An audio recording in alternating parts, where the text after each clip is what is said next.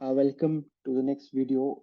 Here we will be discussing the market entry framework, the small sweet framework, but used very common in tier one consulting companies. So just take out your notebooks and get ready.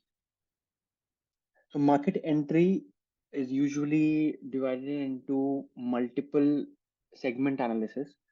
So in the first line, we have the economic analysis, the we have the operational analysis, we have the financial analysis, and we have the entry mode is the economic analysis. So in economic analysis, we have the market share, market size, price, and the costs. Market share refers to what percentage of the market are we going to control.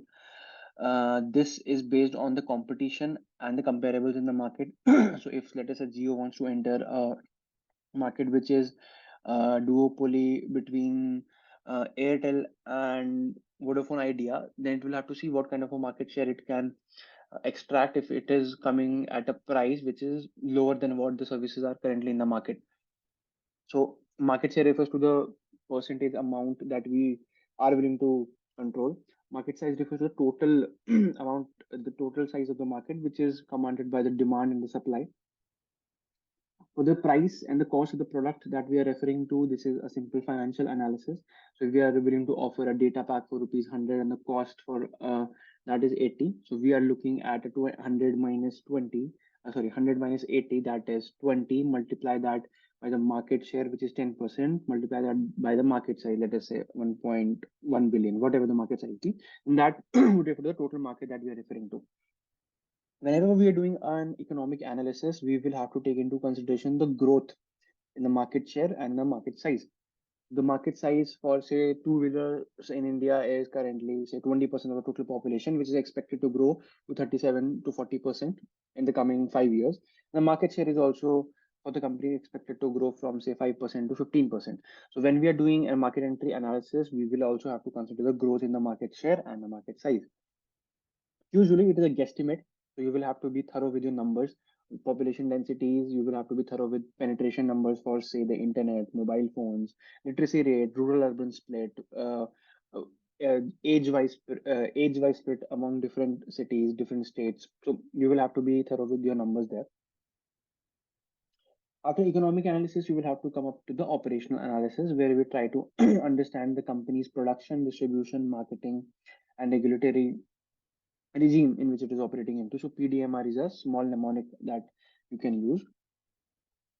The production is the plant utilization and capacity. So if we are entering a market, we will have to see whether our current production system is good enough to supply to that new market. If not, if we will have to make a new production plan, then what will be the costs associated with it? Distribution channels refers to the sales teams, sales force, and the channels that we are currently using. If, say, a mobile phone manufacturer also wants to start selling laptops.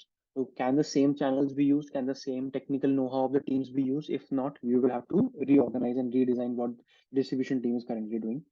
Marketing, again, marketing is a very big thing to look into. But if you want to look at marketing, then what channels are you using for marketing? What is the communication theme that you are using?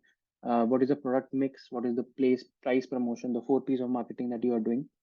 And finally, regulatory regime is something that you will have to look into. So if you are trying to operate into a city where there is a tap on the carbon emissions, then you will have to take into account what kind of factory can be there. If you have, it is not possible to have a factory in that place, you will have to look out for some other places. Discussing challenges on all of these four is definitely going to be the way out there. That is how your communication will go around. So once you have started with analyzing the operations, we will talk about these four levers. You will discuss the challenges vis-a-vis the current setup of the company versus where it wants to be in the coming future. Then if we talk about the financial analysis, this is going to be a very simple analysis where we will try to find the break even. So while finding a break even, you will have to use the number of units, price per unit, fixed cost, variable cost. I do not have the formula here for break even, but it is a very simple formula where we have the fixed cost and a variable cost, and we equate it to the revenue that we can get. So revenue would be N into price, fixed cost would be fixed, and variable cost will be N into variable cost. So we solve that for n, and then we will get the number of break-even units. If given the market conditions, we are able to meet those number of units, then we can say that the market entry would be feasible. If not, then we can also give a recommendation that it is not feasible to enter the market given the current market circumstances. Or if you want to make some changes to it, then those would further be added to your recommendations.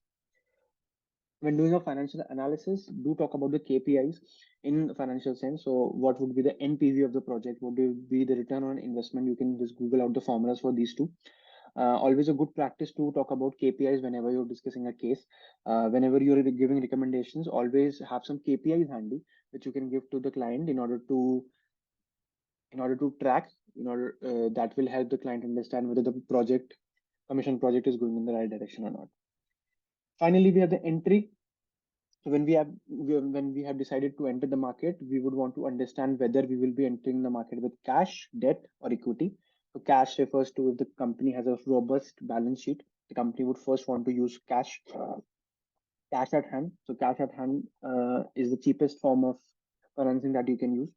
Further, the company can look into debt and equity. So equity is the most expensive form of financing, and debt comes below that. So this is a pecking order theory that you will learn probably down in FA2 course.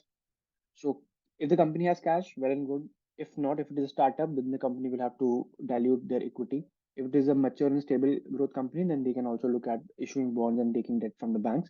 You will have to understand what is the cost of debt and what is the cost of equity when you are trying to enter a market. Whichever is the cheapest, just go ahead with that.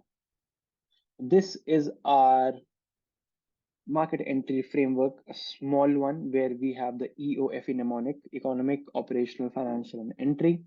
Then we have the PDMR, which talks about the production, distribution, marketing, regulatory. Most of the cases that we have tried to solve covered this framework, but again, market entry frameworks can be very vague. So you will have to use your own analysis. You will have to understand where the case is going and then come up with a solution for that. But this can always come in handy.